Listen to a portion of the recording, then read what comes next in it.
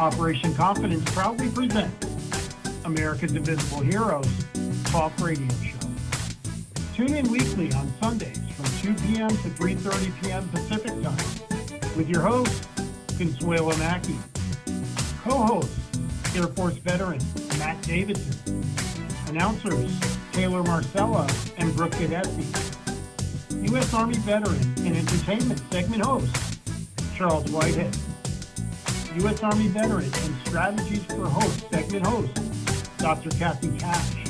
U.S. Army veteran and lifeline for women veterans segment host, Martha Elena Varela. National Director of Faith Services, chaplain, and Veterans in Recovery segment host, Anthony Akinfora. And U.S. Air Force veteran and Incarcerated to Success segment host, Kevin Lewandowski. For more information or to be a guest on our show, email info@operationconfidence.org. Operation Confidence, America's invisible hero, invisible hero.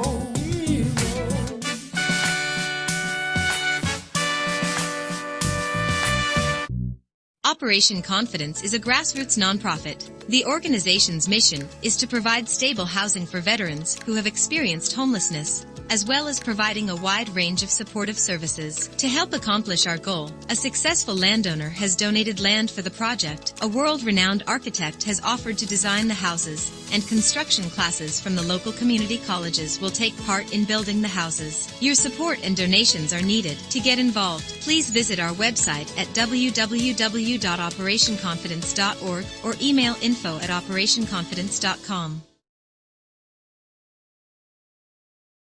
Well, welcome everyone, and thank you for tuning in to America's Invisible Heroes, the show that's dedicated to our veterans and their families. Yes, I'm your host, Consuela Mackey, Executive Director of a grassroots nonprofit organization called Operation Confidence. I'm not a veteran, but my heart goes out to our American heroes, especially veterans who are experiencing homelessness and have a disability. For those who are new to the show, American Invisible Heroes was established to provide a platform for our veterans to be able to share their heartfelt stories, resources, and challenges.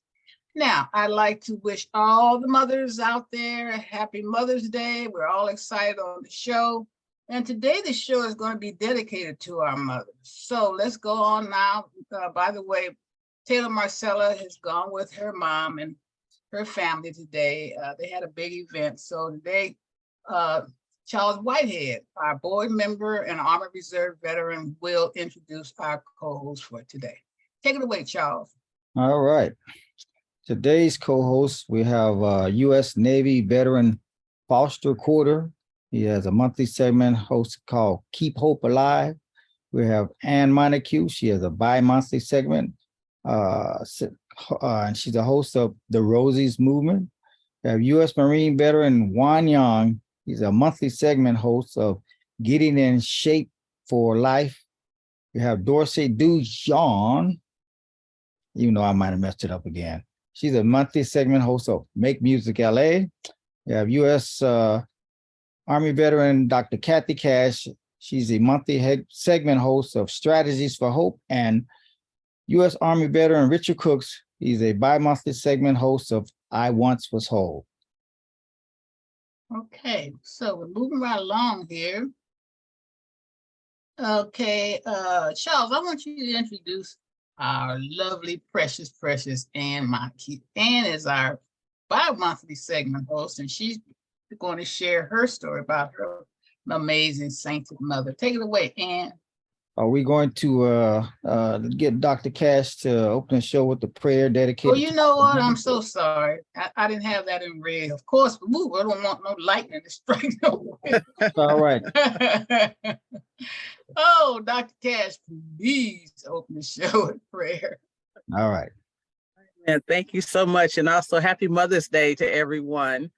Mother's Day, we know this is a beautiful time of recognition and celebration to honor our mothers. And I'm happy that we're taking some time to do that on the show today. We know that without mothers, there would be no life, because every life begins and ends with the mother under the sovereign hand of God. So let's go to God in prayer.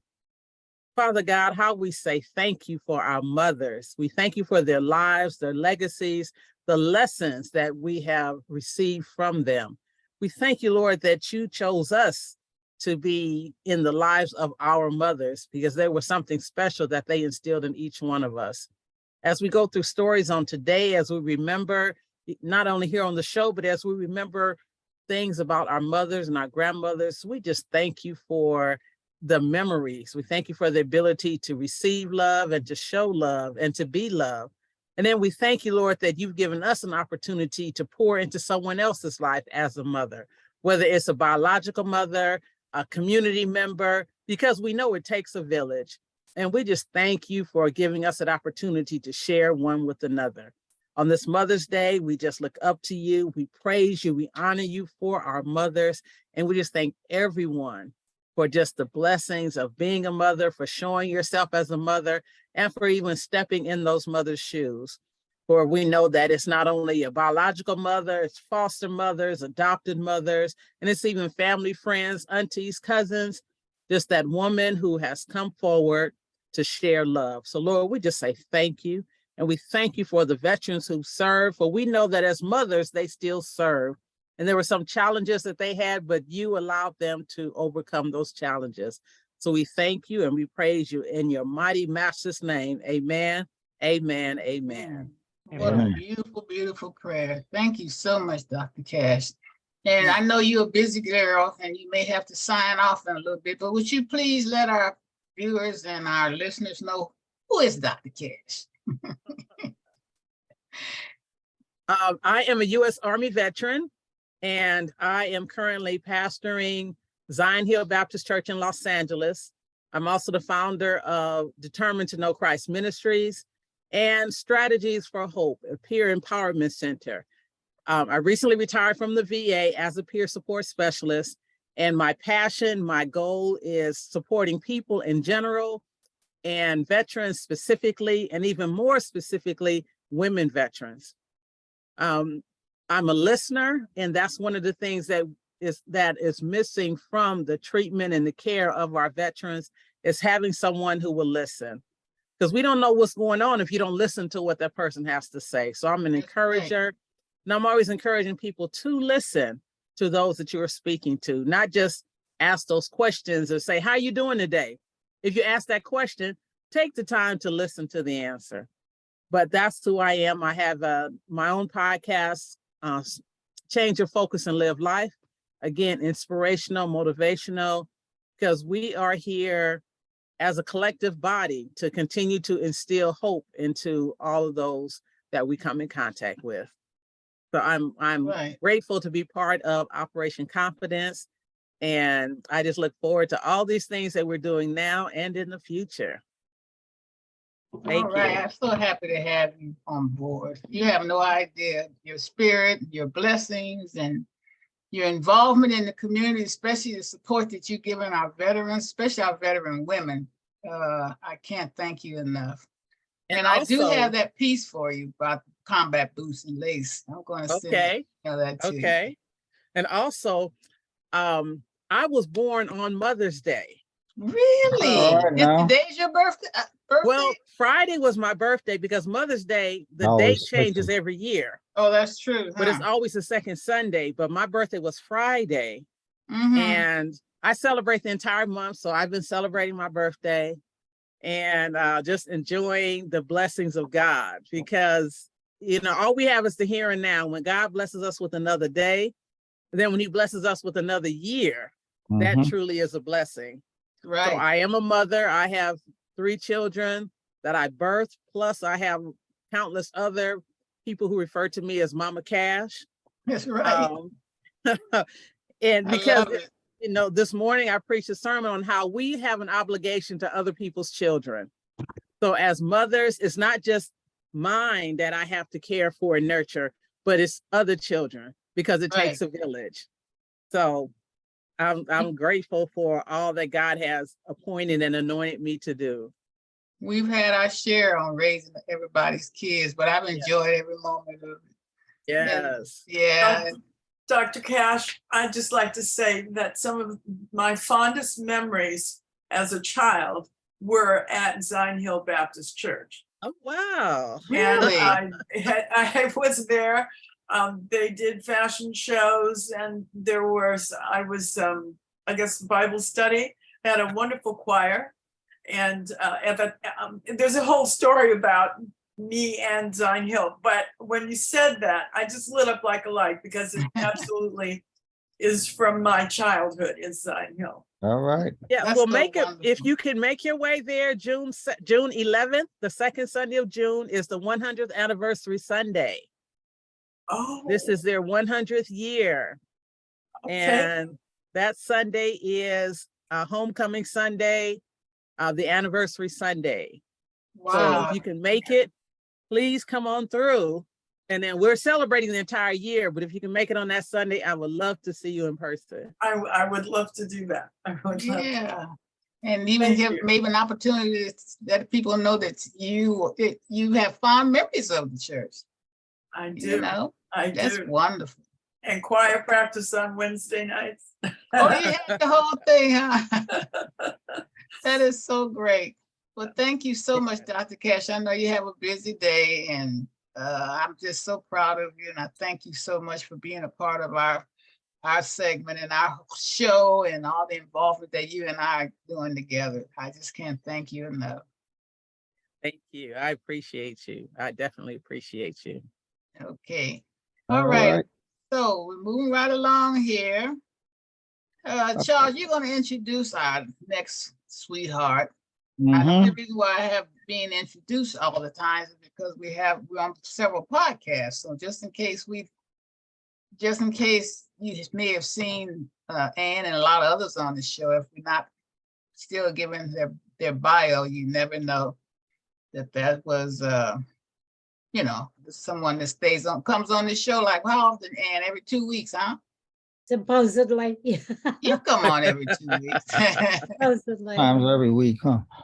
Yeah, Yeah, sometimes every sometimes. week, huh? I love it. So it's on you, Charles. All right. Introduce girlfriend. All right, so I'm gonna introduce her. She's Ann Montague. Last week, Ann shared her the first half of her mother's story on the show, and she's going to do the second half today. She will tell us more about. Well, Ann is of course, she's the Executive director of the Executive Roses director of- movement. the Rosie's movement. Yes, and so she's always bringing these lovely young ladies on here who are pushing 100, most of them. And so Yeah.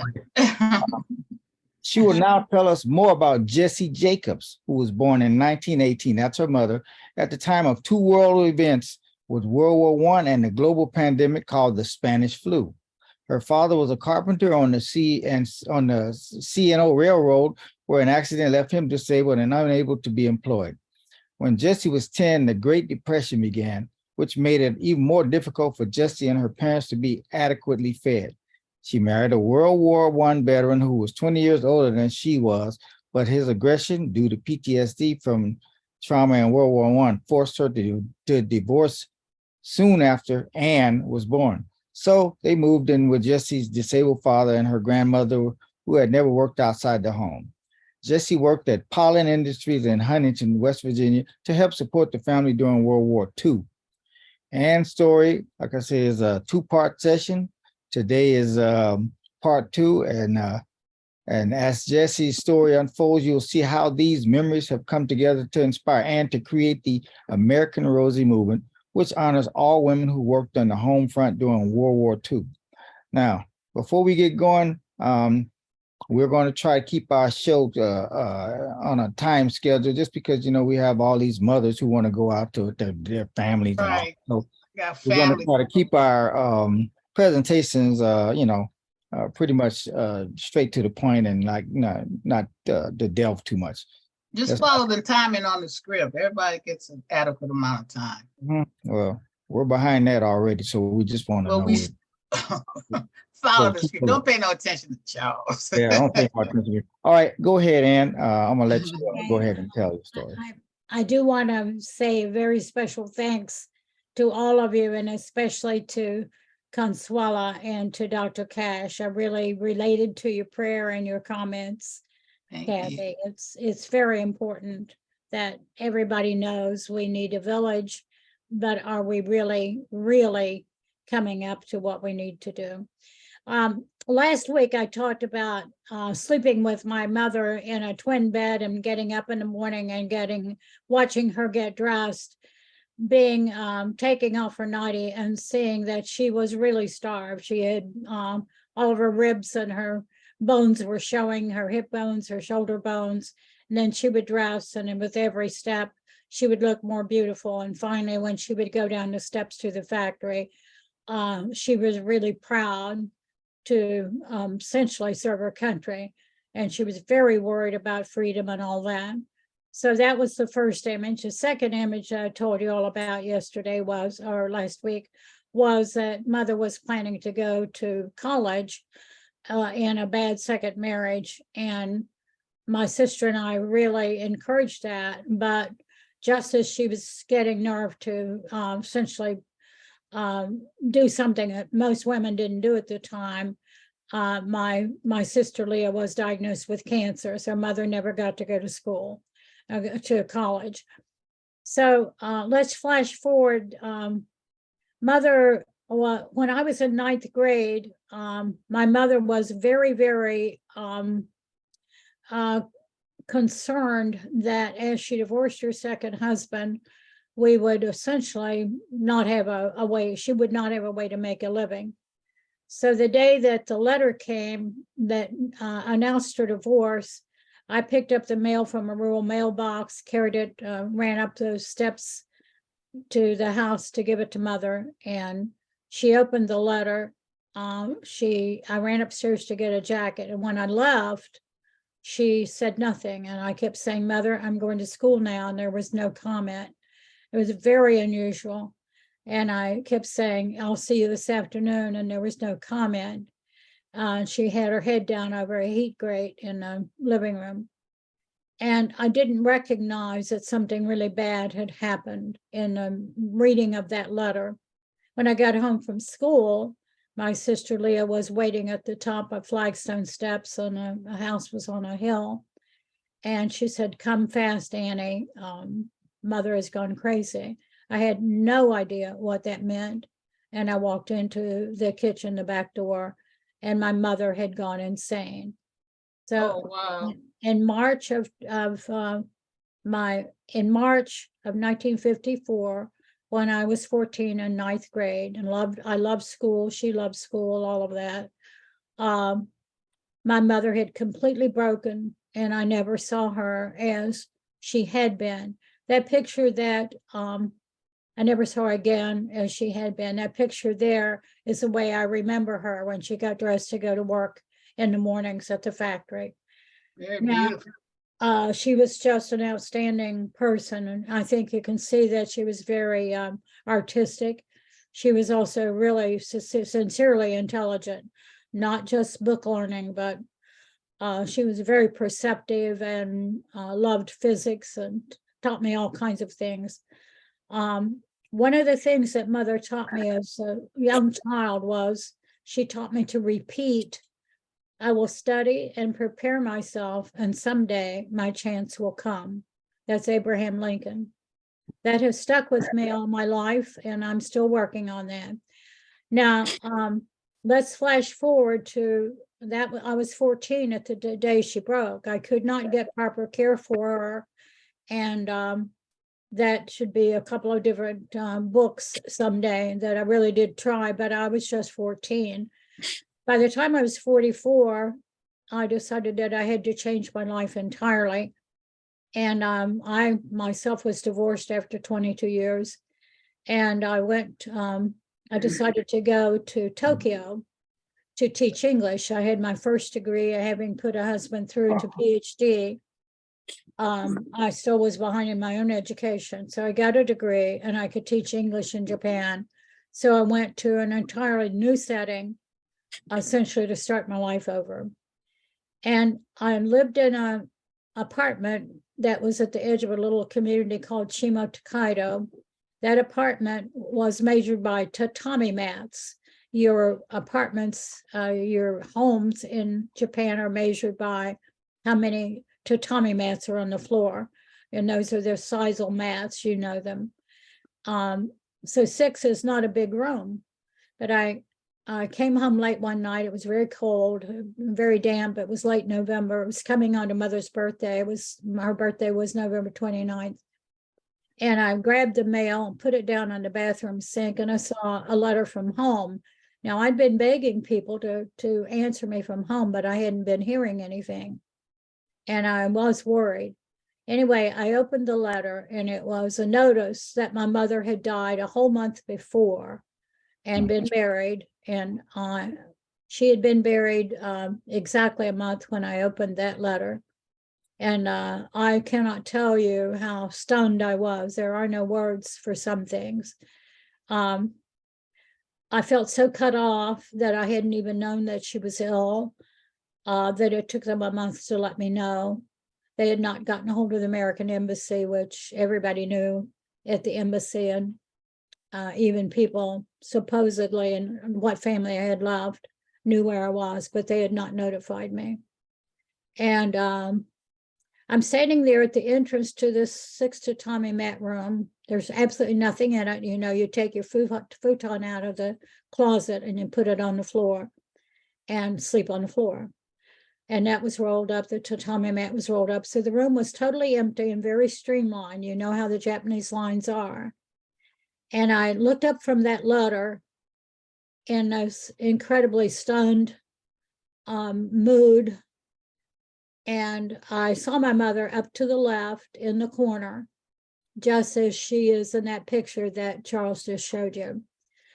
Looking to the picture that Charles has, she's looking in the opposite direction, and she was looking down on me. She had the sweetest, comforting smile, and she was just as she had been. If you can think of reversing that picture the other way, so that she was facing down at me, and she was looking at me so kindly, and I knew that she was at peace. And I also knew that she and I, as very, very close companions as a young person, me being a child and her being a young mother, that somehow or another we had something to do together, but I had absolutely no idea what it could be. I simply was sure that something had to happen that showed Mother as she really was, and frankly, that shows me as I really am. That's so wonderful, So Anne. then at the, when I got into Boston, I started doing healthcare for people who were dying because I needed the sense of completion with Mother. I got back, I chose to come back to West Virginia and do some sort of project from here that would honor my mother. And I tried a couple of different things that didn't work too well. So we decided then to do the American Rosie movement. And that picture there with the ad, that ad came out, believe it or not, on March 29th, 2009, I think, yes. And believe it or not, and that was a Sunday, and by Tuesday we had 14 Rosies, and that was the beginning of the American Rosie movement. So Mother's image is on many ads. She definitely was front and center when we were in Washington just this last week, being honored by the being guest of the Netherlands Embassy in Washington, and we use that photo many, many times. And I always say, this is my mother who was a Rosie, and this is my mother who she really was. And I never think of Beautiful. her as an Just like a model. Yeah, she was beautiful. She really was. Anyway, that's my story, and I'm really glad to have the opportunity to tell you all, because it's very difficult. Society does not want you to talk about mental illness or different stigmas of many kinds. And so yesterday, I told that at Mother's Day, home of Mother's Day, and today I'm telling it the second half. And without this group and without the Mother's Day group yesterday, I would not probably have ever told my mother's story. So I cannot thank you enough. All right. And you're writing a book, right? 5 books. 5? I don't have time to finish them because new things keep happening. Right. And you're amazing too, all the traveling you're doing, and you have a disability as well, but you don't Yes, let that stop you. It's difficult, but somehow or another, the mother spirit is with me. And mother Yeah. spirit was no different than many other, most mothers. Mhm. I will say that this project is, a lot of people say not all Rosies were mothers, and I always say, but all Rosies had mothers. And we need to remember our mothers, for sure. Thank you Wow. so much, folks. My pleasure. Okay, I just got a text from Darcy. She says that the circuit breakers, the circuit breakers went out and they don't have any internet all of a sudden. So they're trying to fix it now. So and Juan is coming on. I don't know if he's not on yet. Juan, yeah. Oh, is he Foster Quarter? Yeah, Foster is on. Let's go on, move on to Foster. Hey, Foster. Hi, How you how doing? are you? Good, thank I'm you. blessed and highly favored, in you? Okay, thank you for being on the show. Oh, thank you for coming. Thanks for inviting me. My Let me pleasure. see if I can.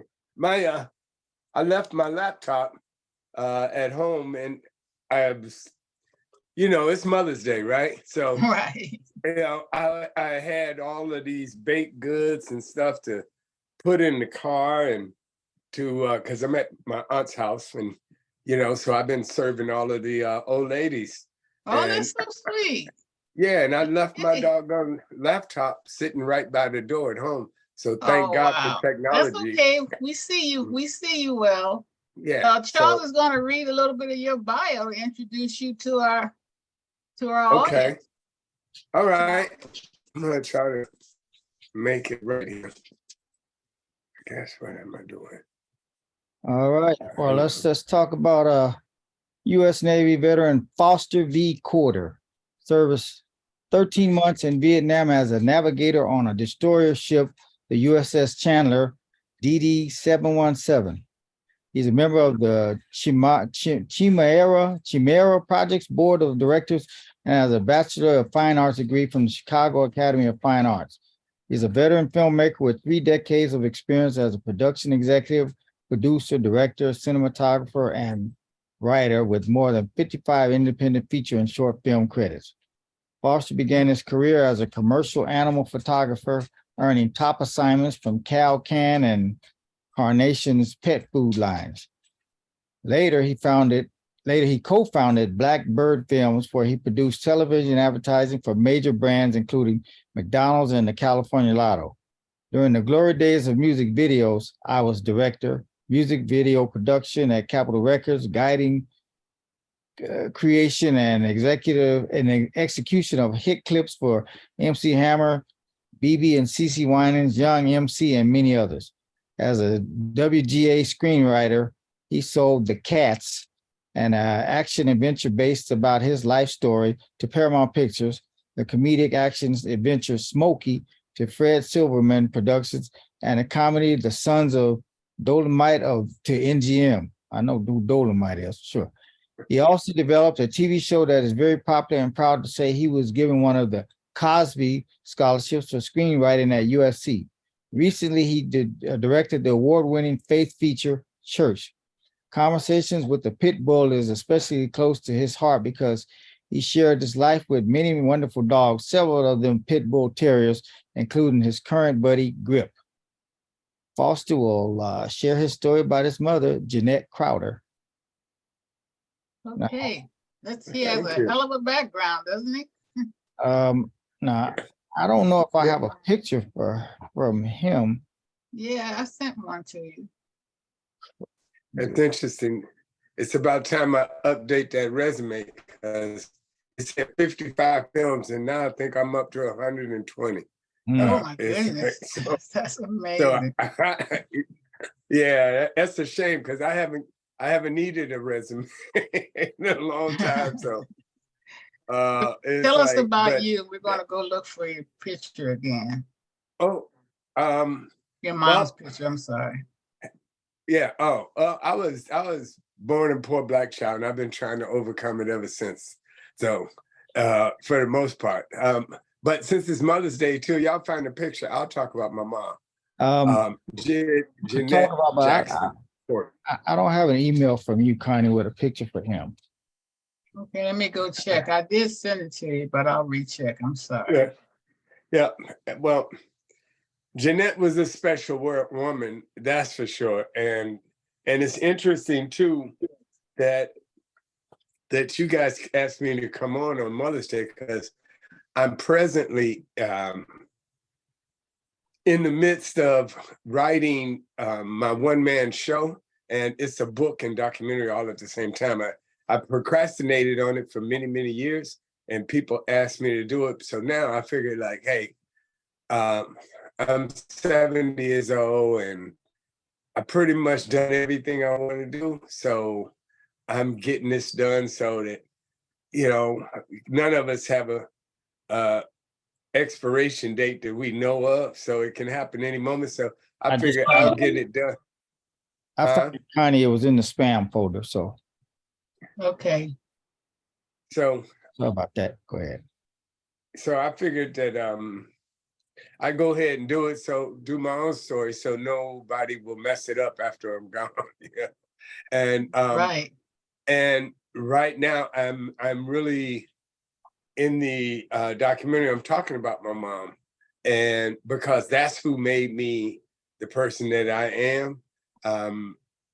She came out of Mississippi and brought my dad and her sister with her, and Wow. they ended up in Chicago, and she made me the producer that I am because my mom, what I remember first and most was she was the secretary at the Catholic school we went to during the daytime. And Really? and I had two brothers and sisters, and she would bring us home after school. Well, first of all, in this Catholic school, she was the secretary. And if I did something wrong, I remember my mom would come into the classroom, snatch me out of the seat, take me into the hallway, Oh, spank me with a belt, take me back into class, all the kids laughing and stuff, and sit me back down in class on that freshly hot oh, ass. And man, I'm telling you, it was so embarrassing that she did that twice. I was a good student after that, right? I know. So, Huh? and so she would take us home after school, feed us, start us on our homework, and then go back to school. And she was the custodian at the school at night, Oh right? So my she would goodness. empty trash cans and mop the floors, and then sometimes we'd go back with her and run the buffing machine. I'll never forget me and my brother playing with the floor buffers, standing on top of it and the other one running it. And she managed the apartment building that we lived in for the German guy who owned it. His name was Otto. When my mom managed the apartment building and kept the building clean, and we would stoke the furnace with coal, keeping the heat up. And she started a newspaper branch out of the basement of the apartment building we lived in. She got us to get our friends together, and every morning before we went to St. Cyril's school, we would get up at 6 o'clock and we'd deliver 200 newspapers around Chicago Sun-Times around the neighborhood, and be at school at 8 o'clock and start shirts and ties and at Catholic school. and she drove taxi cab on the weekend. So when you find these young women that say, yeah, I can't go to school and work at the same time. Wow. Get out of here. Yeah. I That's can't right. understand that because Jeanette Corder, she was a hustler and she worked. And so that's where I got all of my producing skills and hard work attitude from my mom. Oh, she sounds so precious. She Yeah. looks so sweet too. Yeah, Well, she what do was you got special. coming up next in the Well, film industry? well, besides doing this this one man show, because it's my way of giving back. My movie, The Daughters of Dolomite, now will be coming out. I think I'll have a deal on it next week. I just sold it. Hopefully that's what the lawyer wants to meet about on Monday. So that'll be coming out. But the one man show I'm really happy about because my life story, escaping the street gangs of Southside Chicago and forging my birth certificate to go to Vietnam and everything I've been through. It's a success and survival story. So Right. I want to try to give not only the veterans hope, but a lot of the young kids who have just given up, because now kids, I mean, the whole suicide thing is just run amok and know, it's huh? just crazy. That's So horrible. if my story, by me sharing it, if I can just help one person, hold on and feel like they can overcome their despair, then I'll be glad to do it. And with the young people, just teach them that, or not try to teach them, but show them and share with them that you have to just hang in there. Things don't happen, instantly right away. You have to put in some hard work and have some bad days to have, a few bad days to have many, many great days, and Right. get over this, instant thing. I mean, young people can't stay married, long. They get married and they get divorced in 2 years because she burnt the toast, and he woke me up too early, and because they just want instant gratification. I say Yeah. that it started with instant coffee, and then went to instant oatmeal, and now it's Instagram. They just want instant gratification. And it's That's I don't want true. to wait. And it's microwave, so Yeah. Yeah. Yeah, don't make me wait. I don't want to wait for nothing. I want it Air right fryers. now. And that's not how life works. Yeah. So, I'm going to just try to share my story and be honest and show the joy and the pain, because there's a lot of pain in my my walk, but I refuse to give up. I refuse, and I especially refuse to hurt myself. I had 4 friends commit suicide in the last 5 years, 6 years, and it bothered me for a long time, because I wondered what I didn't do, what I missed, and what I could have done. And I blamed myself a lot at first. And then I understood later on, as I got more educated, that it's not anyone else's fault, that suicide is a choice, and you can't always see. Now, it doesn't mean that you shouldn't make an effort to see what's happening with your friends and people, your loved ones, that if you can have some effect. But suicide is a personal decision, and it's not, now again, everything has exceptions. Now if you are some guy who is married to a woman who's a vet, and she's got issues, and she comes home and you got her sister in your bed, then that's your fault. Oh my God, that's terrible. Don't even go there. Well, I mean, that's life though. It happens. It's just other ways, with men and women and different things. So, I mean, because see, I messed up. I took a veterans retreat course, and it's the worst thing that I could ever do. Because again, I forged my birth certificate at 15 to go to Vietnam to get away from the street gang. And when I came back, I was in a good place. I put Vietnam in a little box and buried it in the back of my mind and had a great life. I went on and I never, ever readdressed, Vietnam and the war and all of that stuff for 45 years. And I ended up getting asked to photograph to film and document a veterans retreat. It's a really, really great retreat with a lot of successful instructors in it and who participate. And there was 10 vets over 3 days, and it was supposed to happen in Joshua Tree. So I was going to film it.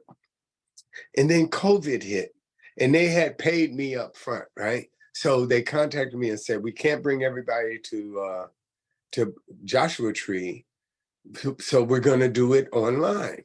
And you don't have to get the money back, Foster, but since you're a veteran, we want you to participate in the seminar for the 3 days. And I was like, okay, first when they said you didn't have to get the money back, I was like happy. And I thought, so I gotta, and me being who I am, I can't do anything phony. I have to be authentic and 100%. So if I was going to take the retreat, I had to participate. And it was the worst thing because these instructors, again, they were great. They had 3-hour sessions, like 4 times a day for 3 days. And after each session, you would write down what you were feeling and what you learned and what you thought about from that session and stuff. So, and then at the end of the 3 days, they have you create a poem or song, or in my case, I wrote a little short film about what the things that you had wrote over those 3 days.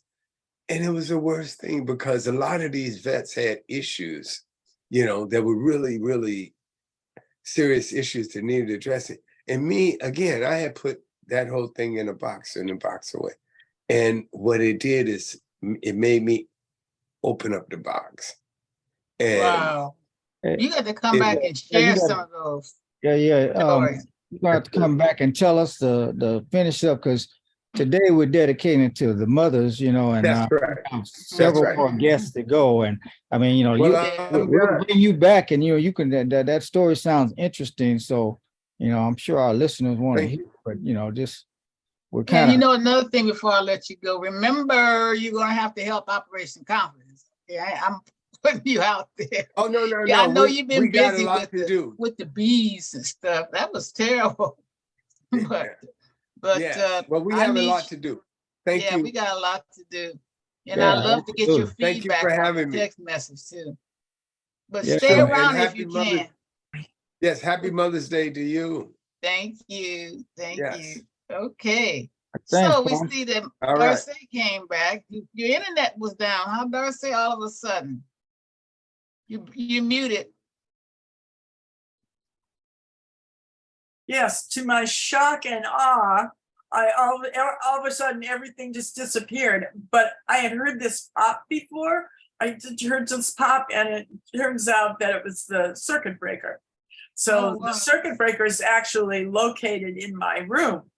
And so my son had to come in and go in there and try and fiddle with it. So if anything happens again, you'll know that it didn't hold. All right. Okay. Well, let's get you introduced. This is Dorsey. Now see, Dijon, right? No. I know it's Dijon. Dijon is quite simple to pronounce. Yeah, but anyways, Dorsey Dijon, like Grey Poupon. Okay, anyway, she's the founder of Make Music LA, It's a nonprofit 501c3 organization dedicated to creating education, cultural, and family inclusive events for all of LA County. Dorsey is currently vice president of the Silver Lake Improvement Association.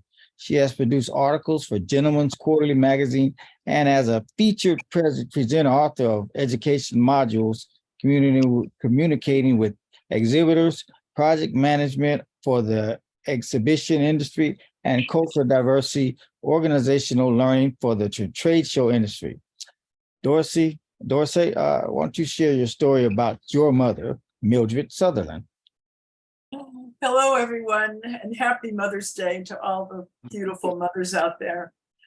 Yeah, my mom was a very interesting woman to me. And I say that because we really didn't have an opportunity to spend that much time together.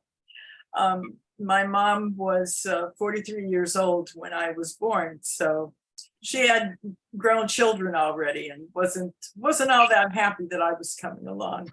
But my mom was born on December 19th in 1901. That's the year that Queen Victoria passed away. And she was born in St. Mary's Parish, Jamaica. And to a family, her father was an architect and her mom was a stay-at-home mom. And she had 5 sisters and 1 brother. At one point, she was engaged to be married. She was young. She would have been in her late teens. And she was engaged to be married to a young man who owned the first taxi cab company on the island. Well, he was a little indiscreet and had an affair. And the woman that he had the affair with became pregnant. Well, that was scandalous. My mother was so embarrassed that this had happened. And she decided that she was going to leave Jamaica and come to the United States. So at 19, she and a friend boarded a ship from Jamaica and landed in Baltimore, Maryland. I've actually seen the ship's manifest with my mother's name on it. Oh, really? That would have been what my mom looked like at the time. That's a very early photograph of her. But having been born in the Victorian era, she had kind of Victorian views. But this was shortly before she passed. This photograph was taken in our kitchen, actually.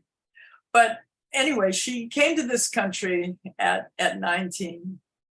And this was a huge and incredibly big thing to do, to leave a small island with all of your family and friends and move to another country. So I thought my mom was really pretty courageous to do that. And right. I couldn't imagine doing that. Neither would I. She came here, and there were people here in Boston. She went to Boston, is where she lived. That's actually where I was born. And they had connections because there was a credit union and there were people there that where she could stay. She also had a cousin that lived there. So she was pretty okay after that. But she did meet a man named Robert Tyndall, Bob Tyndall, and he was Jamaican. He had come here. They ended up getting married. She was going to work. She wanted to become a nurse, and she went to the school there to apply. And they told her at the time that they had already met their quota with Black students, and she would have to go to another school, and that school was in Philadelphia. Well, my mother thought Philadelphia was the Wild West, and she wasn't about to go there because, well, she didn't know anyone there. At least in Boston, she knew people. So she ended up having to get a job as a maid. Well, Bob Tyndall, he came here and to Boston in particular because he had sent in an application to the Boston Philharmonic Orchestra. He was a clarinet player and he wanted to play in the symphony. And he had letters of recommendation that were written for people from people who actually were in England, and also people in Jamaica that were recommending him. And of course, they, through letters, were very happy to meet him, and couldn't wait. He would make a wonderful addition to the orchestra. And of course, when he went in for the interview and they saw that he was Black, well, then it was like, oh my God, no, will never happen. Oh, and so wow. fortunately, he had some other skills. He learned to be a tailor, and he also was very involved in and active in unions there, and actually was a leader in the unions. And whatever the union was, I don't remember what that was, but that's what I've been told. He was active in that, and so he knew a lot of people and was able to work as a tailor. So they were married for, I guess, maybe about 14 or 15 years when he got cancer and passed away. And my mother, I guess it was about 5 years after he passed, she then married my father. And they were two different types of men. I mean, like completely different. Right. And, my father was not a well-read person. Bob Tyndall was. My father adored my mother, and that was kind of what the relationship was. When I ever saw them together, my father was very lovey-dovey. My mother was very more standoffish. But anyway, my dad wanted a daughter. He had been married before. My mother with Bob, I suppose I'm going around in circles, but she had 3 children, and my father ended up having 2 sons with one wife, and then another child that he had out of wedlock. And then there I came. And my mom was not too thrilled to find herself pregnant at 43. And at that time, my older sister, who was the youngest in the family, she was 15. So she caught hell because a lot of people actually thought that I belonged to her, and that there was some mystery and some foolishness going on. But believe me, if you knew my dad, you know that would not have ever happened, not in on his watch. So in any event, having parents that were actually becoming grandparents was not that easy for me, because the things that I wanted to do and like do with my mom in particular, I didn't have an opportunity to do because she had already done all of that. And besides that, she was working, and I saw my mom every Thursday and every other Sunday. She worked in service. She was a domestic, and she became a cook. She became a great cook, actually. And the word chef would apply to my mother. And therefore, I never got to see her. She worked for movie people, and she did big parties and catered and all of that. So if I wanted to spend time with my mom, I knew that I was going to be peeling potatoes, stringing string beans. I would be cleaning up in the kitchen when she was doing something. And then the thing about it that was so great, though, is that just being around her, having to, talk to her and have her tell me to be quiet was okay, because at least I was in her company. And I would go, and like those weekends when she was staying at a house, which was like every other weekend, I had an opportunity to go and stay with her. And then that meant that I had to do work too. Aside from just peeling potatoes, I would be doing things all around the house and going upstairs, making the beds, cleaning toilets. I've done all of it. But I miss her to this day. One of the things that she did, what that we had happen at our house, is that at that time, musicians that came in to play in the city, they couldn't stay in the hotels that were in town. Mhm. So Yeah, they we had to heard stay about in that. with people. And so we had a lot of musicians that stayed at our house. We had a lot of students that were going to school. Boston is a city that with the 9,000 schools and universities and colleges. So we had all these kids that came from Africa and from France and various places, who were of color, but who had no place to be on the holidays. And so a lot of them would come, and my mother would have 30 and 40 people for, Christmas and Thanksgiving, that they were all kids from other countries. So it was wonderful to have that experience as a kid growing up, except when you had to do the dishes. And that Nobody wasn't like dishes. got a chance to do that. But that was a wonderful experience with her and meeting. That's also one of the reasons why I guess I have this fondness, of course, for music, because I was around it all the time. That was the one thing that we had in the house, was music was on, or whether it was classical or whether it was jazz, there was always music in the house. And even though she wasn't home that much, that was something that took place. But she did influence me a lot. There are times that I think of what I'm doing, and I think my mom would have done that. Or if I need to do something, or I'm trying to make something, or a recipe or whatever, I will think about my mom, and it'll come, and I'll go, that's it. I'll know what to do. Mom So had an influence on you. That's good. I miss Mildred. Yes. So Well, that's wonderful. Mm-hmm. We're so happy to hear that beautiful story. So now we know why you're so involved with music. but yeah. And real quick, Joyce, I know that you have to go and we have to move on, but tell us a little teeny bit about Make Music LA. You have your logo behind it.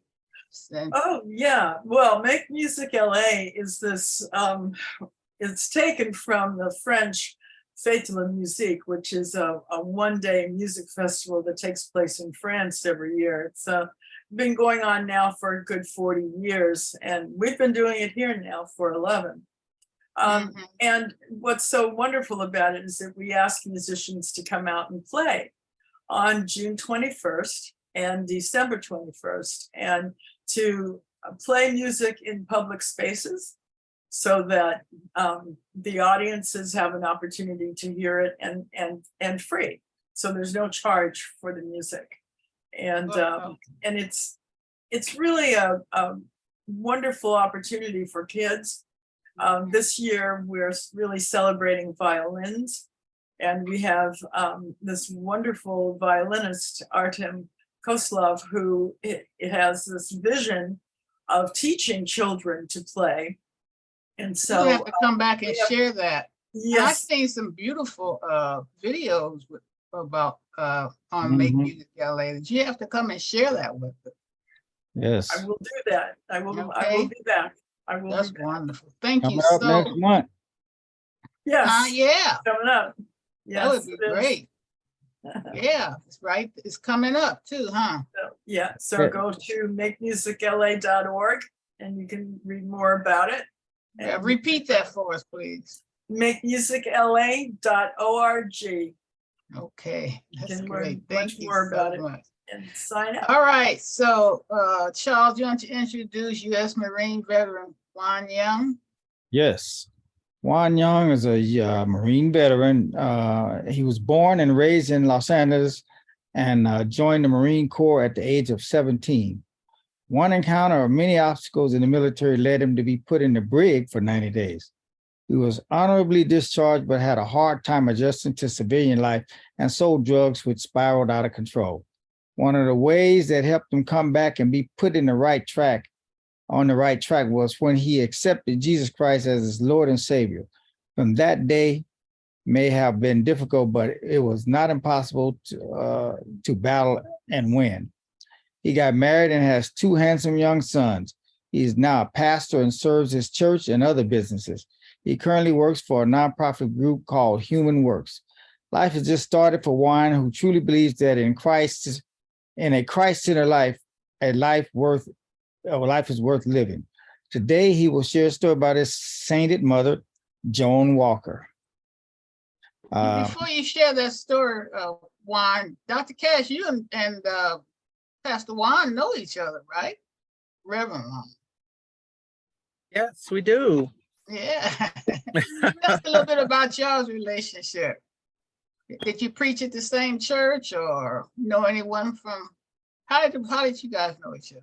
Well, I met Juan when he was introduced to the American Legion. Oh, okay. 'Cause I'm first vice commander of Jackie Robinson Post 252.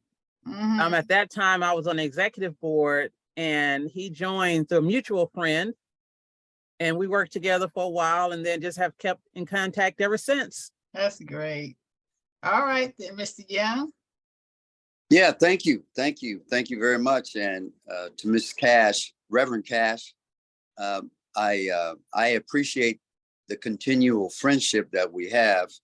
And it was just a surprise when I came on, Kathy was there again. Small world. I mean, all of us think alike. So, that circle is really, really, really strong. The bond is really, really strong because all of us are not trying, but all of us are doing God's work. Right. And it's because of him that we're here. It was not by accident. And I thought I was going to be, my head was going to be chewed off, man, because it takes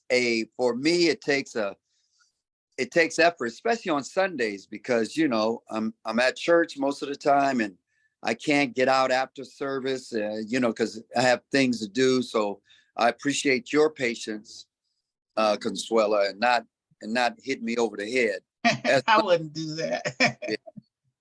So we're happy to have about my mom. Her name is Joan Barbara Lewis, and she came from Anderson, South Carolina.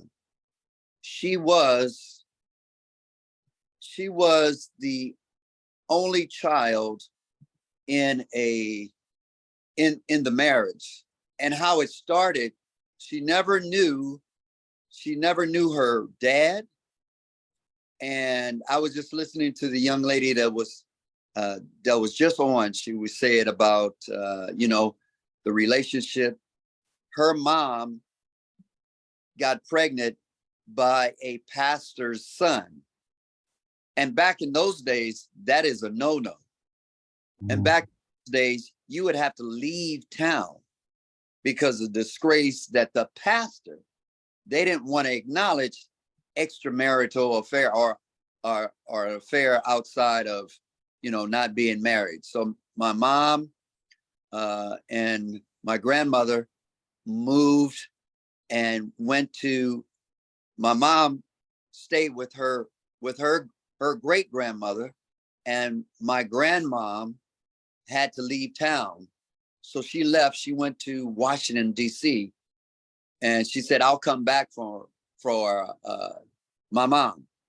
And while she was there, she got married again. She got married to a guy and they had four kids. My mom never knew who her father was and never ever found out who her father was. And so when my mom and my grandmother finally connected, she came back to get my mom and she moved up to Washington, D.C. with her other kids. Now, my mom was like 12. And the kids, her brothers and sisters, her step brothers and sisters were like, she was 12 or 13. The kids were like 10, 8, 6, 5 years old. And by the time my mom moved up to Washington, D.C., my grandmother she started to become sick and she passed. And so here she is in Washington, D.C. with her stepdad with some kids. And my mom is 13. And the stepdad, he was okay, but he said, listen, your mom is gone. You're going to have to take care of these kids. And my mom grew up not having a childhood. She never had to play anything outside of sports, couldn't stay after school, never went to a prom because she had to come home and watch some kids that was really should have been her brothers and sisters. So she was like the mom, because the stepdad was, hey, if you want to stay in this house, you're going to have to watch these kids, or I'm going to have you go back to Anderson, South Carolina. So my mom just raised her kids. But, you know, in hindsight, she always wanted a family of her own. And so when she became of age, she met my dad, who was in the service. He came from Texas, and he just happened, after he got out of the military, he landed in Washington, D.C., and he met this young lady. She was a senior, and my dad was like 22. My mom was like 16 and 17. And so they connected and they got married. So she got married, but she still had those kids that she still had to watch. And my dad said, hey, listen, I'm from LA, I'm from Los Angeles, I'm from California. You're going to have to make up your mind and come with me, or you're going to have to stay there. And she was torn because those kids. But a friend of mom, my great grandma, said, listen, your husband is with you. You're married. You need to go where you can foster your family. So she went back with my dad. And before she went back, when they got married, she had my sister, my brother, and I had another brother, and then she got pregnant again with me. So everybody that was born at that time was from DC, and she traveled across to the West Coast with me. And so when she did, she had 3 more kids. So she had 7 kids, and I was in the middle. And my mom said, I'm going to be self-sufficient. And my mom got a job as a janitor working in a hospital. And she was so excited about that, but she wanted to be a nurse. And so what she did is that she worked as a janitor and went to school at night. So that's why I didn't hardly ever see my mom for a while. And she graduated the first in her class, and she got the honor roll, and she became a nurse. And she stayed as a nurse for like 35 years. And we always had a house. My mom saved her money. We got one house, and she kept going and going and going.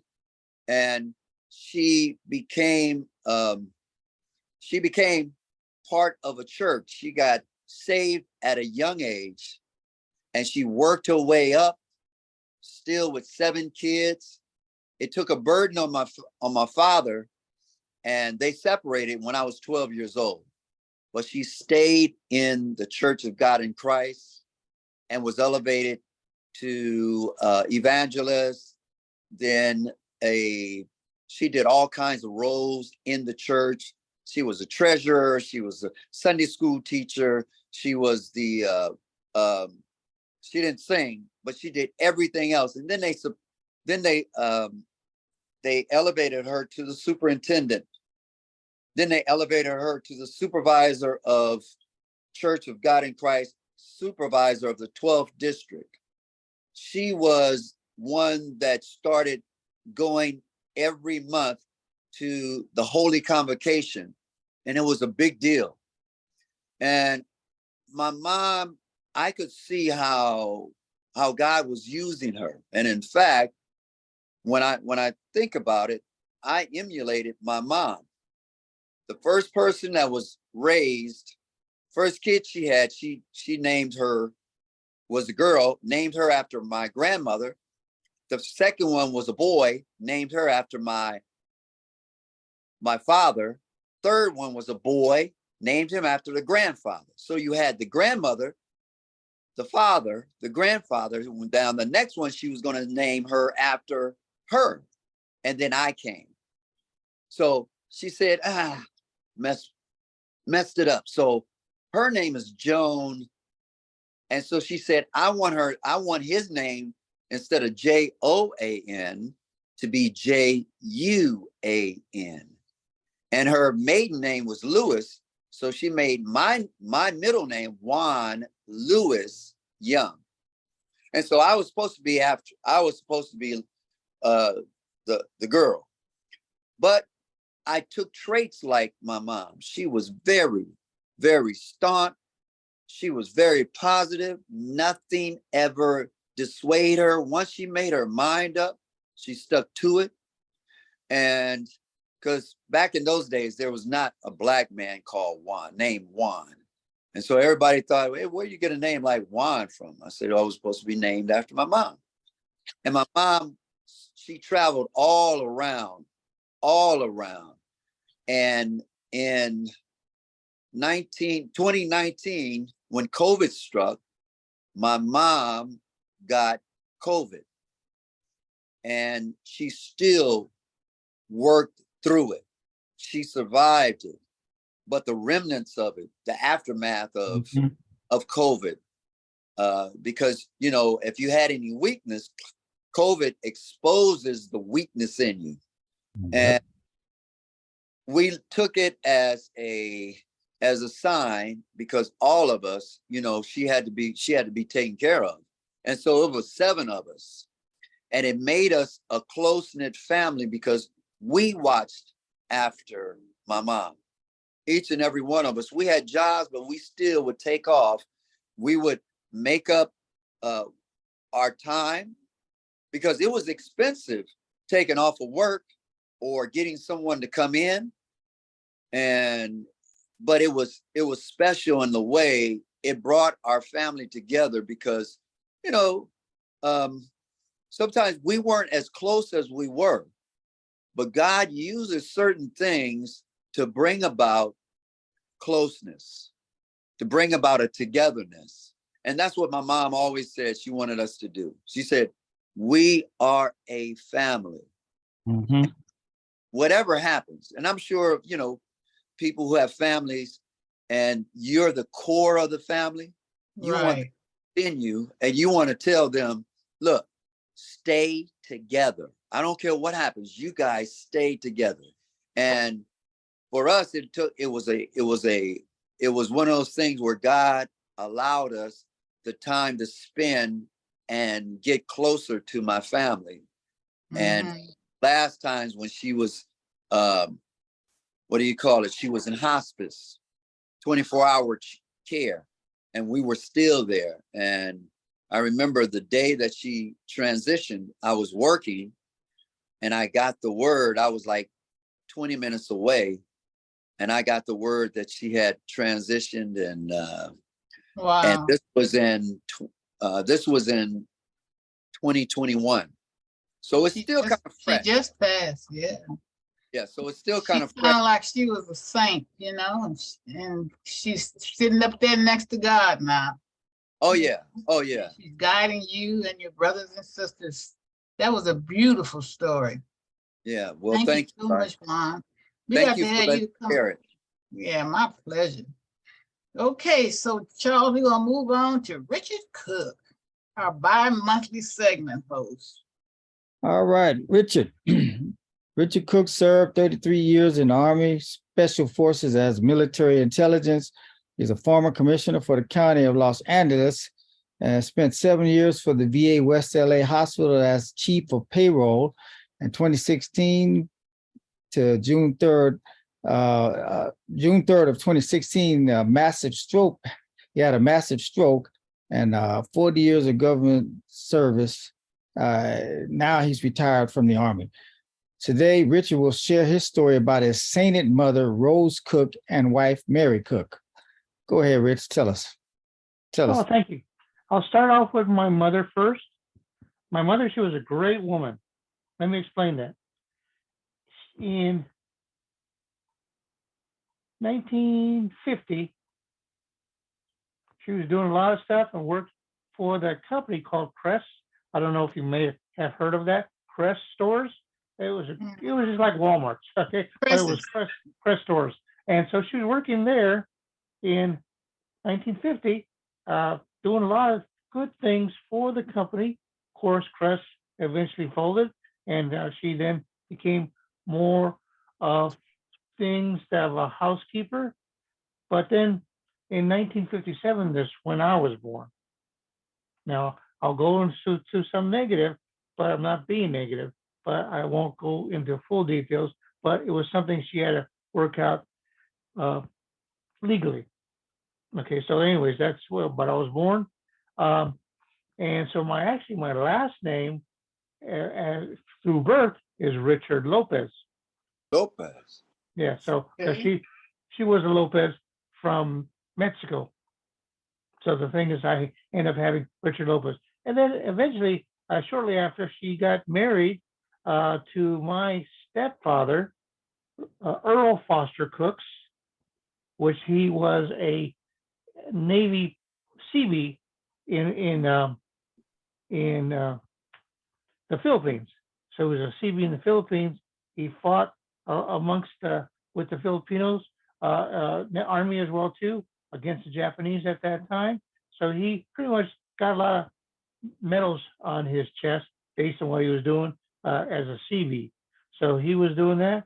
Then eventually he moved, and of course, because he met my mom and got married, and he moved to Los Angeles, where he had raised me, which at that point in time, I didn't know the difference of whether I was a Lopez or a Cooks. I was a small kid. I was a small kid, so I didn't mind.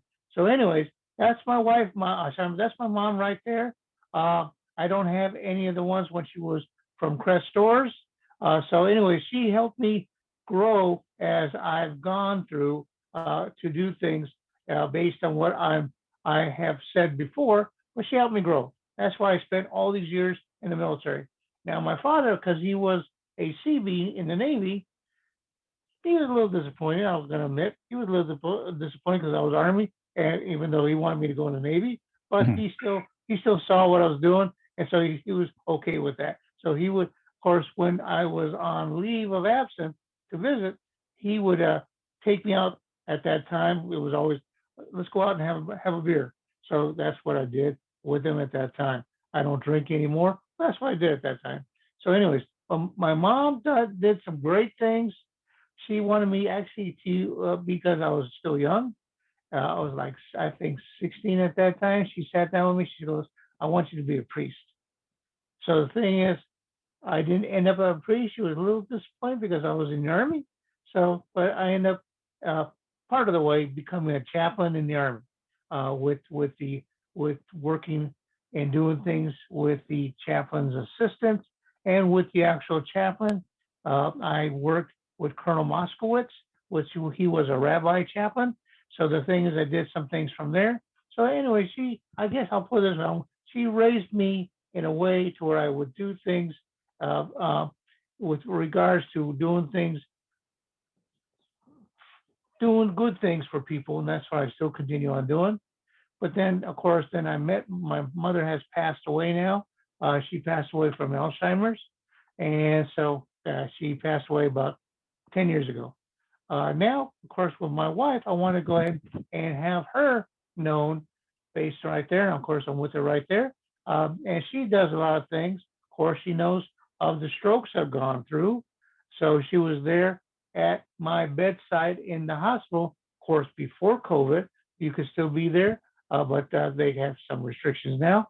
At that time during COVID, of course, now it has been removed, this restriction, so things can be done with visitations as well too, if I ever had to go in. So the thing is, she's there with me as well too. I met her when she was still young, which I didn't know her age at that time. I was 27, and I thought she was about the same age as me, but she turned out to be approximately 6 years older than me. But I didn't know that until we got to talking, and that's when I realized she's 6 years older. But at that time, I already asked her to marry me, so I don't go on any other way. I just continue with what we're doing in the marriage. So she had 2 children before me, which now they're my stepchildren, and I love them very much. And then we have grandchildren. So those grandchildren are grown up very good. One, she now is, I think she's about 13 years old. And then my grandson is either 17 or 18, and he's just about to graduate high school come this June, like that. So she has worked, and we still work and do things together. We also do things together with the grandchildren, things like that. So we're still having a good time. That's wonderful. It's great. And you know, your wife was on the show one time too, remember? Right. And I Yeah. asked her to come on. I asked her to come on as well too, but she's the mom. That way she's out there. She's out there on the other side in the kitchen cooking, making things for when the Right. grandchildren Yeah, come well, I here. got a big family group coming over too. Yeah. You make sure I tell her we all sent our love and happy Mother's Day, okay? Okay, thank you. Thank you, Charles. Richard. Okay, Charles, All let's right. hear about your precious mama. Yeah, my mother is she is Mary A. Bryant Whitehead. She just passed. She actually passed on this past November on Veterans Day. Wow. And so it's been she was born in 1943, May 4th, 1943, and so we just her birthday just passed, and of course she passed on Veterans Day of 2022. And my mother was, she was one of 17. So she had 16 brothers and sisters. They come from Arkansas, lived on a farm. My grandfather had a lot of land and a lot of farm, big, so I've lived that life on the farm. I've driven tractors, and, we grew rice, soybean, wheat, and cotton, and I've done all of that stuff. I worked in the fields. And my mother was she was a devout Christian, and my father was military. So wherever we lived, and I wrote a song called Sunday Morning, and wherever we lived, no matter where we lived, because we lived all through the States and over in Germany, we had to go to church and Sunday school. That was her thing. It's like well, we were always involved with the church, whether it was singing in the choir or, just, doing whatever, going to Sunday school and Bible study and all of that. And so when she passed, I had no idea when I went to Arkansas that I would be burying her, so, Wow. I went there because, all of a sudden things went from she was great, everything was okay, to in less than 30 days, she was confused. And then I get there and 3 weeks afterwards, she's gone. And so I had to pack her house, and, it was just because she lived on a military base. But anyway, my mother, she really pushed the, and I have a lot of uncles and who are like ministers and all of that in my family. And so I'm not going to talk too much. I'm going to just share this little song with you. I wrote, it's called Sunday Morning. I'm not going to play it all the way through, but I'm going to play it to the point. But the lyrics, while we were, my brother and sister and all, they were all in there trying to pack things up. I was literally in a bedroom with my computer writing this song. And so I had a slideshow. And then the highlight of her life that I really like to emphasize is in 1996, we went to The Price is Right, and she got on with, she said it was because of me. The number, we had 100, you got to go way early and then you get a number. So we had the 100 and I gave it to her, but we went in, She went on The Price is Right. She got $100 for getting the right bid. Really? Wow. She got on. She won some stuff. She got to the wheel. She won $1,000 on the wheel. She went to the showcase. She won the showcase. She won a brand new car and a whole bunch of stuff. Really? Yes. And so that was the highlight of the, you know, of her life with you know, she comes, I mean, a country girl who worked in the fields. Here she is on TV now winning this car and all of that stuff. Yeah. So I'm gonna show you, I'm gonna share this song with you. And then you know, I'm not gonna take up because you know we're running behind and but I'm gonna share this with you real quick. And Is it long or if you gonna I'm gonna cut it at a certain point. It's only like it's a little under 4 minutes, but I'm not gonna play. I'm gonna play it till to the point where it gets to you know, the Sunday morning party, but you hear about it. But basically it talks to me on what I did because my father was a vet. I put him in the song because he went away to Vietnam. He got drafted. And so anyway, I'm gonna play the song for you. real quick before you play the point. song? You come Yeah. from a veteran's family. Your brother, he came Yeah, on the my show. brother. My brother. How many other, and what was he? He was so funny. Yeah, my brother and my family, you know, we're comic, you know, we're all comics by, you know, just not professional, but we all have you know, we're all you know, have a sense of humor. I mean, my mother, my father, uncles and aunts, cousins. I have, you know, so my brother is he was Army, and he went to like 3 different wars, you know, so he was in Afghanistan. Matter of fact, you know, he taught the Afghan soldiers. He was the first one to start training those guys. So anyway, my father was Army. He was in Vietnam. I have uncles and cousins, and it's the thing about my mom dying on Veterans Day. On every Veterans Day, she would call all the veterans in the family and thank them for their service. Wow. And it was just befitting that she died on Veterans Day. Not only that, then she lived on a She lived on military- the Air Force base, yes, you know, and you know, it was just, you know, she was a veteran and she's buried right next to my father and over there in Little Rock in Shreveport, in Arkansas, in the little town Sherwood, Arkansas. So okay, so that's wonderful. yeah, and so I'm gonna share this song. Sunday morning, she always, you know, if you listen to the lyrics, you know, it kind of tells a story. And when I write songs, I generally tell stories. So here we go. It's called Sunday Morning. I'm gonna share the picture with her. I'll put the picture in the video. So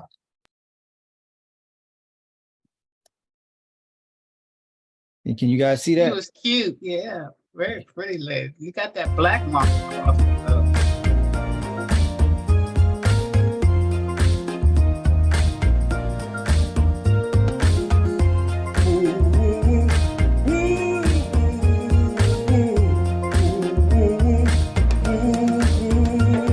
When we were very young, our father had to leave.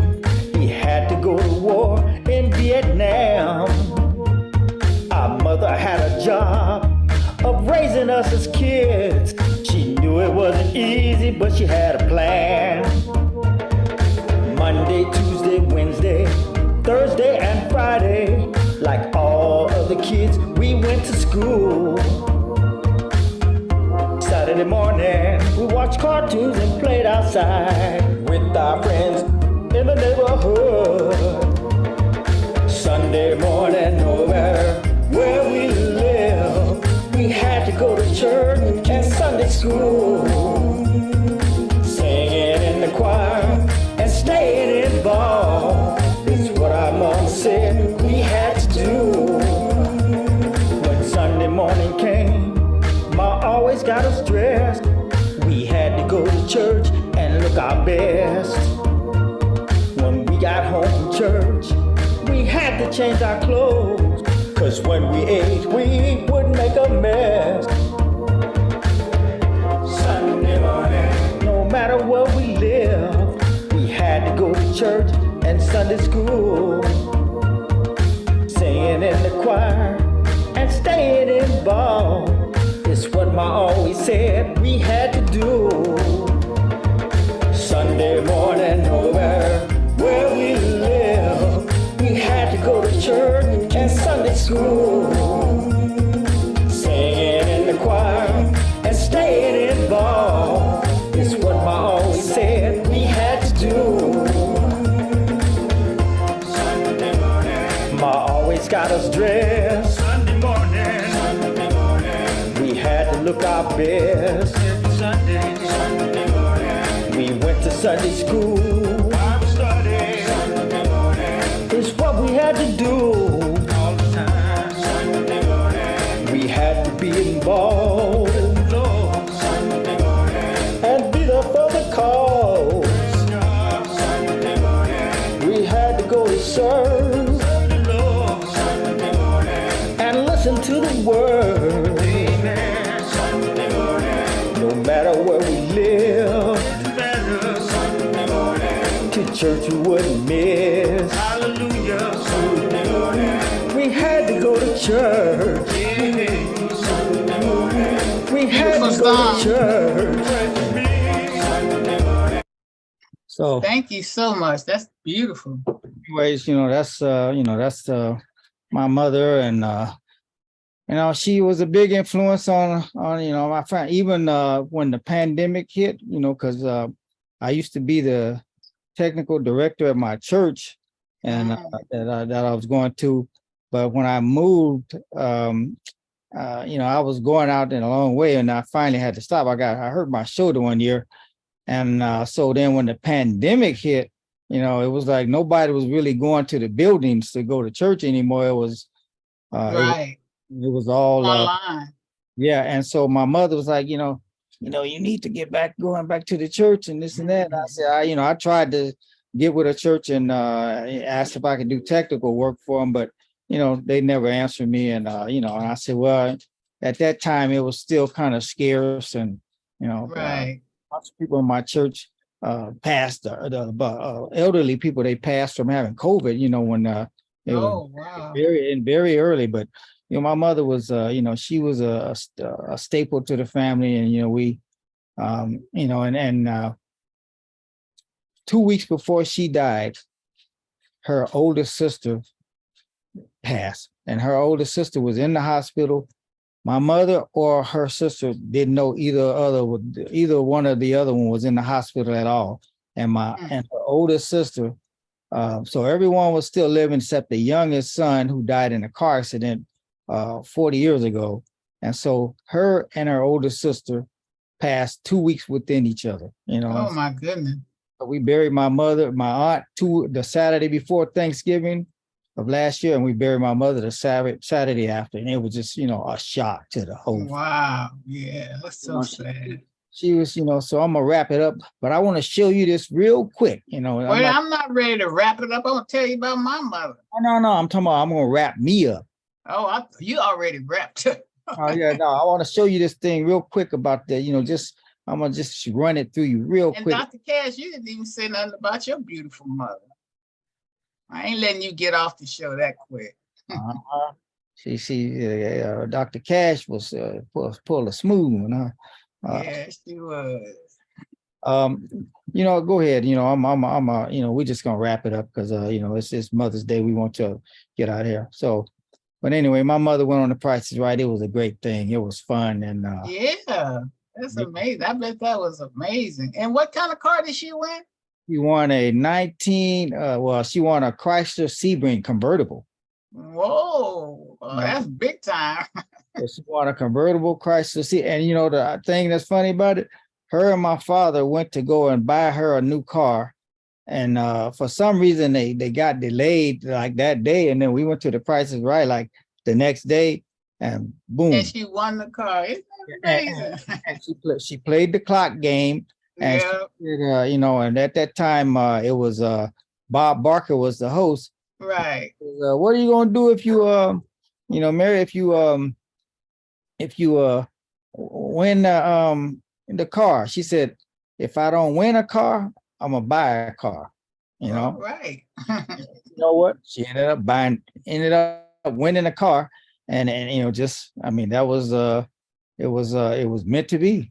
Right. That was beautiful. Beautiful story too. Yeah. Not for them to not actually go and buy that car. She ended up winning a car. Yeah. Is You that- never told me that story. That's beautiful. Oh yeah, I'm full of stories. So so yeah. If you, Dr. Cash, tell us a little bit about your mama before I tell you mine and we wind the show down. I like all of our other guests to come back on so we can wave to the crowd. Okay, Dr. Cash. Well, I can, if you want to give me hosting privilege, I can do a show you a quick picture of my mom. My mother was a phenomenal woman, and she was a stay-at-home mom until I got to the 4th grade. And I remember, I mean, she was just so instrumental in I have an older sister and younger brother. We grew up together, and she was so instrumental in our lives that she let us know we could do anything that we wanted to do. Right. And I remember back in the day, one of my fondest memories, I remember back in the day, when you messed up in school, the teachers actually came to your home and talked to your parents. So I remember one of my teachers came because I was correcting the teacher in front of everybody.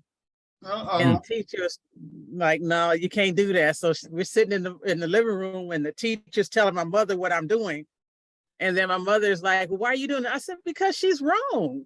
And then she'd say, well, you can't do that. So she gave me my first lesson on tact. So she was stay-at-home mom until I got to 4th grade. And I remember coming home one day and she wasn't there. And that's when I found out she went to work, and she used to work, Richard, I think it was Richard, you mentioned Cress. Cress. My mother worked at JJ Newberry's. Oh yeah. I remember that. And she was she retired from there as a manager before retirement age. So she did a lot of things that were just eye-opening to me. She learned to speak a foreign language, learned to speak Spanish in her older years because where she was working, she was promoted to manager, and she was listening to the other people talk. And it was funny because they didn't know that she knew Spanish. And when they would talk about her, they found out that she knew Spanish, so they couldn't talk about her anymore. Oh wow. But this is a picture. This is a picture of my mother with my son, my oldest son. Oh wow. He was, I think, like a year old, almost a year, 6 months old. No, I'm sorry, he was 4 months old in this picture. And that was my mother. When she retired, she began making baskets, and she was entrepreneur. She just started stuff out of her own home. Yeah, I and see made all those baskets. pretty bags behind it. What is that? Yes, those were candy jars. Mm-hmm. You decorate She would take, those? she would get the jars, she would decorate them, put little gifts in them, put candies in them, put a bow on them, wrap them up. Yeah. She would do that. She made all kinds of baskets. She just did this out of her home. Really? Because when she decided she didn't want to work anymore, that's what she did. So I that get was some of that from therapeutic her. too.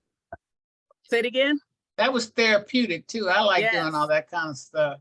Yes. And I remember when the riots were going on, the Rodney King thing, when all that was going on, I was on the phone with her because I was working in West LA at the time. I was on the phone with her, and we're watching all of this stuff unfold over TV. And she lived near Slauson and Figueroa. And like, it was, all of it was going on, fire, everything all around. And we were talking, and then the phone went dead. And because of everything that was going on, I couldn't get to her. So I couldn't get to her till the next day. And I'm frantic because, all we had were landlines. Right. So if you didn't hear from anybody, you didn't hear from anybody. Nobody was coming in, nobody was going out. So I made my way there the next day. And I get to the house, I'm crying. I'm like, I don't know what's going to happen. Because they showed on the news, the buildings that were on the corner from our house were burning. Everything was on fire. Everything was on fire. and couldn't get to her. And when I finally got to her, the house was fine. I go in, she's in there making baskets. Not a care in the world. Wow. She was doing fine, but she was very instrumental. She passed away in 1997, April of 97. She saw the birth of my first two children. So she was there with my son. My mother had a love for the Dodgers baseball. So my son came up knowing about the Dodgers. You talk about The Price is Right. She watched The Price is Right. She watched Jeopardy with my son. Mhm. So he was talking and carrying on before he was one. Because when I would drop him off over there, because at first she said, I'm not babysitting. And then where's my baby at? I would drop the baby off, and they would watch TV and do puzzles and everything. So but then in April of 97, she passed away. And I just always tell people, when you have an opportunity to see your loved one, see them. That's right. Because all we have is the here and now. It's different if it's impossible, then you can't do it. But if you can, do it. Now I'm gonna share this because this was the last thing. I was teaching evangelism, and she called me and said she was hungry and she hadn't had anything to eat. I had only a little bit of money. So I went and took my little bit of money. I think I had like $5. I went to KFC and got her some food. And as far as I knew, she was fine. But I went and took her to food, and we sat and we talked. And then 2 days later, she had passed away. Oh my goodness, that's devastating. But I was good again, because I said, it's like, I only got these few dollars. So in my mind, if I spend this on you, then I'm not going to have anything. It was like, you know what? I'll figure it out. Care. That's right. Yeah. So I look at what God has done in my life through her, with her, because of her. That's right. And people are trying to tell me, it was funny, not funny. It was funny later. But when I found her home dead, people had come to the house and everybody's trying to console me. Because I'm crying, and they giving me all the proverbial stuff that you say. And it's like, I know where she is. I'm fine. I don't have any concerns about that. I am just going to miss her. Right. And that was that. That was so beautiful. God bless. So I just thank you for allowing me to share that about my mother. Again, she's very instrumental. She did what she did with little education, born and raised in the South, moved up to the North, our families did, and started as a clerk and moved on up into management. Right. That's beautiful. Well, I know everybody's mom is sitting right next to the man upstairs, watching over you. And I'm so thrilled that this is a wonderful show today, wasn't it? Mm-hmm. Yep. And I'm getting ready to wind it down now. I'll tell you a little bit about my mom. All right. Her name was Odelia Mackey. A lot of people say that I look exactly like her, and I was just as outgoing as she was. But Mama was a fireball. She never let much fear keep her from achieving her goals.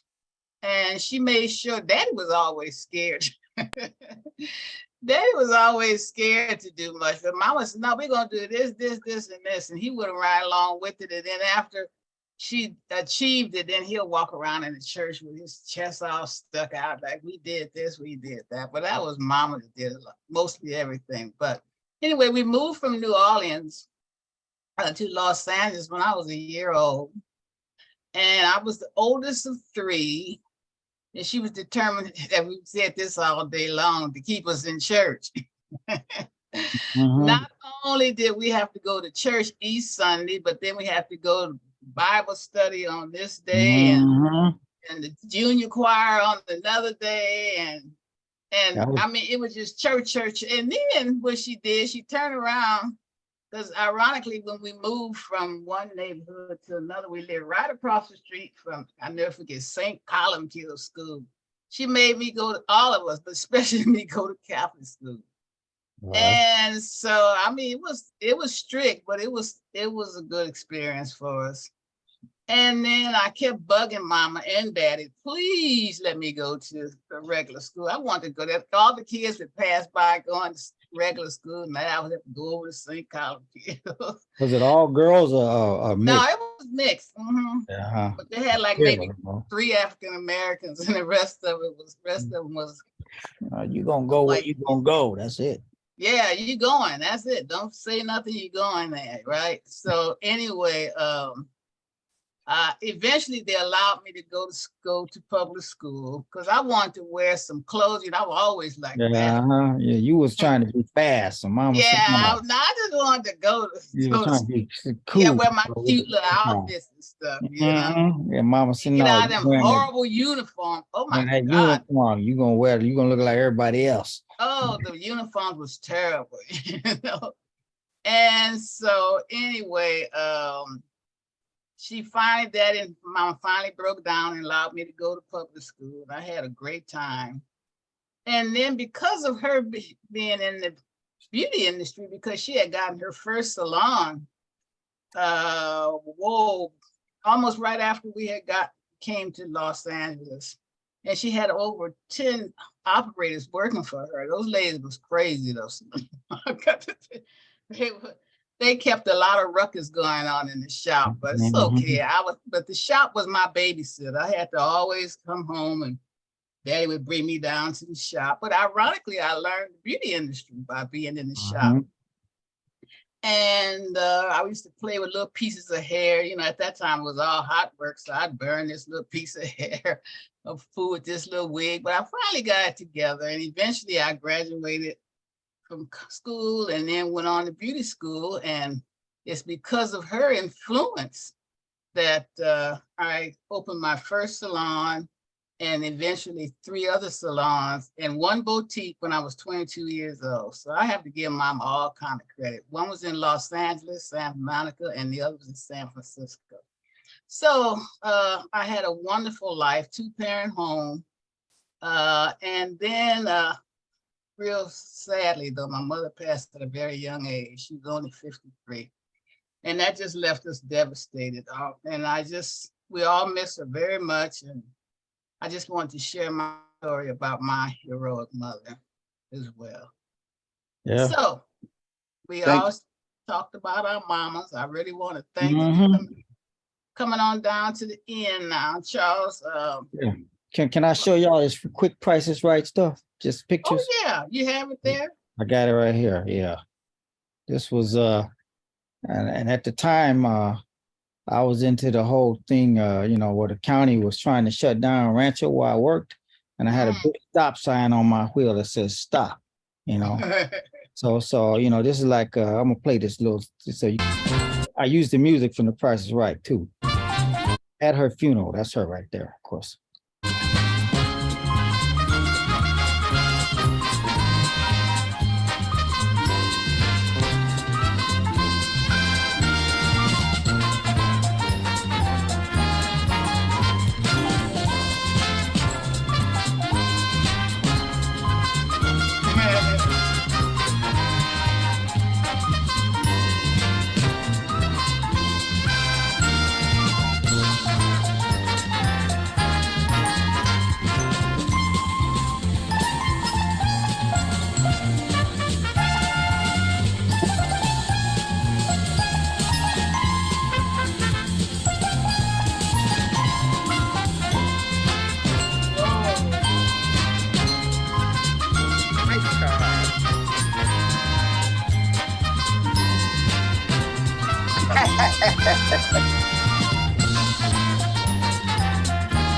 Nice.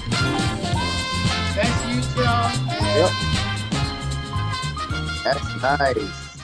That is so cool to end the show. Yeah, that's nice. That was wonderful. Yeah. That You must have never brought told me you that back. story, Charles. I got so many stories, it's like we I could know. spend two Well, shows talking about stuff like that. before the show closes, I would like to encourage our viewers and our listeners to visit Operation Conference resource page. We have on our website, we have some amazing resources.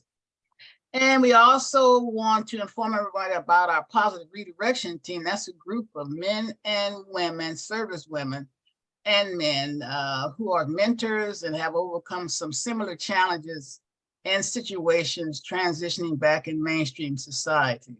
And to get involved with that, please send us an email at info@operationconference.org.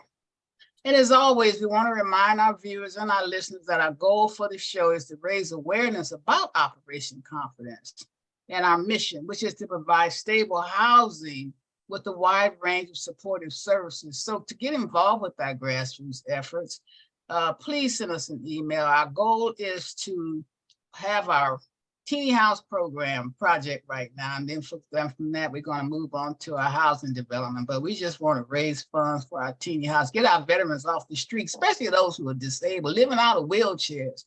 It just breaks my heart. So send us an email if you want to get involved. That's info@operationconference.org. And then please don't forget to subscribe to our American Invisible Heroes YouTube channel. To date, we have over 130,000 views. Isn't that amazing for us to just be a new show? And it's going up every day. So I'm really excited about that. And last but not least, we really want to encourage everyone to please donate to our resource. That's probably one of those robocalls. I thought I had turned the phone off. Let me just click off. Sorry, y'all. But I can't take, they just call you for no reason. But anyway, that was a cool ending though, wasn't it? So we want to, that blocked my train of thought, but please give us some support that way. And last but not least, the show is on several we stream it on several different shows like Spotify, Apple, Google Podcasts, as well as Amazon, iHeart, Stitcher, Instagram, Twitch, and also Operation Conference Zone blog. So we have to visit those podcasts in our blog. And so last but not least, we want to thank everyone for coming on today. We had a wonderful show. Wasn't it great? Talking about our mamas and sharing those beautiful memories. And I hope our audience got as much from it as we did. So bringing up some wonderful story. And then your mama with the price of right, that was a beautiful way of ending the show. That's actually what I did at the funeral. I showed it just like that. I did a slideshow with the pictures, and then I ended it with the Price is Right, just like what you saw. That was so precious. But thank you all to our guests and our co-hosts. Yes. We had a great show today. And we'll be back next week, as always, next Sunday from 2 to 2:30 around that area. We went on for time this time. Okay, but, before we leave, let me say, next Saturday, I'm going to be out in Long Beach. They have an event called Beach Streets, and they block off the streets. It's going to be Broadway that goes from 6th and Pine to Broadway, and it goes all the way down to Redondo. It's close to all automobiles, and it's so it's sort of like Make Music, where you have vendors and people just walking their bikes and scooters and whatever. Oh, that's so cool. And bands playing. So me and my band per se, we're going to be sitting in front of a place called Village Treasures, right at the corner of Broadway and Long Beach Boulevard. Okay, repeat that area where you're going to be. We're going to be in front of Village Treasures, right on the corner of Long Beach Boulevard and Broadway, and the Beach Streets events. You can go to the name of your group is what again? You Per Se the band. All right. SC. And so that's so great. Can I mention something? This is Richard. Sure, Richard. Yeah, I'm in this coming week. I'll be leaving for the Golden Age Games there in Ohio. I'll be participating in the 200-meter sprints, the 400-meter sprints, and the 1,500-meter power walk. So wish me luck on that one. Also, and that's who's that hosted by? That's going to be hosted by the VA itself. Okay, And so also- congratulations. Thank you very much. And also I got elected as the Disabled American Veterans Commander here. Really? within the Whoa, career. that's so cool. You go, Just to let you guy. know. Okay. And you just got back from what ski trip with all the veterans? That was the school known as the ski clinic sponsored by the DAV. And now I'm going off to the Golden Age Games. Isn't that amazing? And he's doing all this after he had 3 strokes. So he's a great role model for everyone. No, never, Mhm. never give up. Yeah, So yeah. thank you so much, Juan and Yes. Dr. Cash and Ann, our girlfriend Ann, and of course Darcy and Richard. We're so pleased to have had you. And we'll be back next week, and want to say bye again and kiss all of your mamas if you can. All right, yeah, I'm gonna play this ending video. We're gonna call it a day, right? And a God kiss. That's right. All right, y'all. Y'all be safe, whatever you do. And don't Bye-bye. Bye. Take care.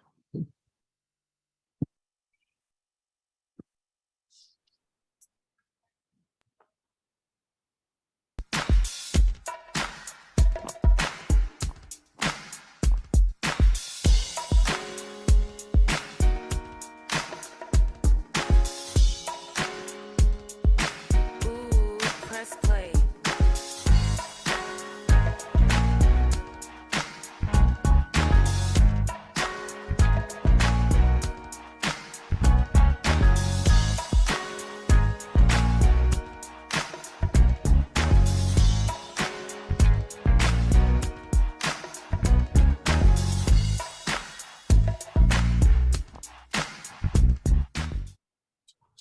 Bye-bye. All right. Hi, everybody.